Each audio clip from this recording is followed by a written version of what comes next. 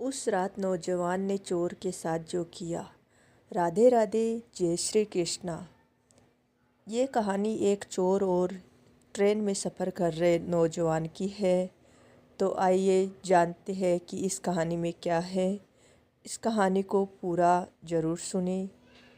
एक समय की बात है, एक हेमंत नाम का नौजवान ट्रेन से कहीं जा रहा था। उसके पास कीमती हीरो की पोटली थी। नौजवान को 2 दिन और 2 रात ट्रेन में सफ़र करने थे, अर्थात 2 दिन और 2 रात ट्रेन से ही गुजारने थे, क्योंकि उतना उसको सफ़र करना था और उसे कहीं पहुंचना था। सफ़र के पहले ही दिन एक चोर की नज़र उस आदमी के हीरो की पोटली पर पड़ गई। अब चोर ने दिमाग लगाया और एक बड़ा सा बैग लेकर उस आदमी के पास जाकर बैठ गया और उस आदमी से मीठी मीठी बातें करने लगा। चोर ने सोचा कि रात में जब सब सो जाएंगे तो मैं चुपके से उठकर उन हीरो को चुरा लूँगा। यह सोचकर चोर बड़ा ही खुश होने लगा। जब शाम का वक्त हुआ, 8 या 9 बज रहे थे, तब चोर सो गया, क्योंकि उसे रात में जागना था और हीरे चुराने थे, इसलिए वो जल्दी से सो गया। जब उस आदमी का सोने का वक्त आया, उस आदमी ने चुपके से अपने हीरो की पोटली अपने बैग में से निकालकर उसके पास जो आदमी सोया था उसके बैग में डाल दी। और उस आदमी के पास कौन सोया हुआ था? वह चोर ही सोया हुआ था। यह सब करने के बाद वह आदमी आराम से सो गया। रात के जब 1-2 बज रहे थे, तब वो चोर उठा और उसने देखा सब लोग सो गए हैं। फिर उसने अर्थात उस चोर ने उस आदमी के बैग को अपनी तरफ खींचा और उस बैग को पूरा चेक कर लिया। उस बैग में कुछ नहीं मिला। वह परेशान हो गया। सारी रात उसे आदमी के बैग को चेक करने के बाद जब कुछ ना मिला, तब उसने देखा कि सुबह के 3 बज रहे थे, तब वह सो गया। उसके सोने के बाद वह नौजवान उठा। उसने अपने हीरो की पोटली उस चोर के बैग से निकालकर अपने बैग में वापस रख ली। जब सुबह हुई और वो चोर सोकर उठा, उसने देखा कि हीरो की पोटली तो उस नौजवान के पास ही है। उसे लगा कि रात के अंधेरे में मैंने कुछ गड़बड़ की है, अर्थात चोर ने सोचा कि मैंने सही से उस नौजवान के बैग को चेक नहीं किया। शायद उस नौजवान के बैग को अच्छे से चेक नहीं किया। उसने फिर से प्लान बनाया कि इस रात को जो बैग है उसको अच्छे से चेक करना पड़ेगा।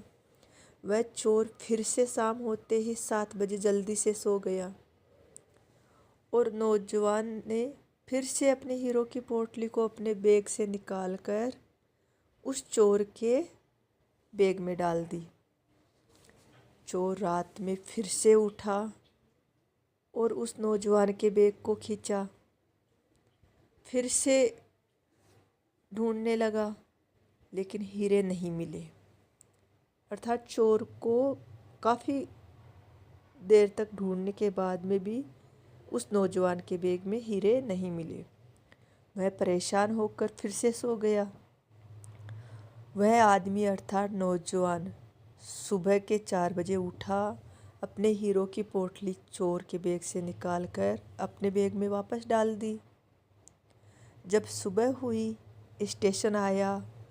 वह आदमी स्टेशन से उतरा तो चोर उसके पास आकर कहने लगा, मैं ज़िंदगी में कभी चोरी नहीं करूँगा, बस मुझे इतना बता दो कि हीरो की जो पोटली थी वो कहाँ रखी थी। उस आदमी ने कहा, अरे मूर्ख, तू अपना सुख दूसरों की तरफ ढूंढ रहा था, अब अगर तू खुद के अंदर ही सुख ढूंढता तो तुझे सुख ज़रूर मिलता। अर्थात तू खुद के अंदर झांकता तो तुझे सुख ज़रूर मिलता। अगर तू अपने गिरेबान में झांकता तो तुझे पता चलता कि तू चोर नहीं, मालिक था। वो हीरो की पोटली तो तेरे पास ही थी। अर्थात नौजवान बोलता है कि तू उस टाइम पे चोर नहीं था, क्योंकि वो जो हीरो की पोटली थी वो तेरे पास थी, इसलिए तू मालिक था, ना कि चोर। लेकिन तूने हीरो की पोटली दूसरों के पास ढूंढनी चाहिए, अर्थात सुख को तूने दूसरों के पास ढूंढना चाहा और तू चोर बना। तो दोस्तों, इस कहानी से हमें बहुत बड़ी सीख मिलती है। हमें हमेशा अपने सुख दूसरों की तरफ ढूंढते रहते हैं। बहुत से लोग हमारी ज़िंदगी में आते जाते रहते हैं। कोई हमें सुख देता है तो कोई हमें दुख देता है। बहुत से ऐसे लोग होते हैं जो अपनी खुशी दूसरों पर निर्भर कर देते हैं। जबकि अगर आप खुद के अंदर झांकोगे, अपने खुद के गिरेबान में झांकोगे, तो आपको किसी चीज़ की कमी महसूस नहीं होगी। इसलिए हमें अपना सुख अपने अंदर ही ढूंढना चाहिए, ना कि दूसरों में अपना सुख ढूंढने की कोशिश करनी चाहिए। अगर हम दूसरों में अपना सुख ढूंढेंगे तो कभी भी हम सुखी नहीं रह पाएंगे और हमेशा उस चोर की भांति सुख ढूंढते ही रह जाएंगे, लेकिन सुख कभी हमें मिलेगा नहीं।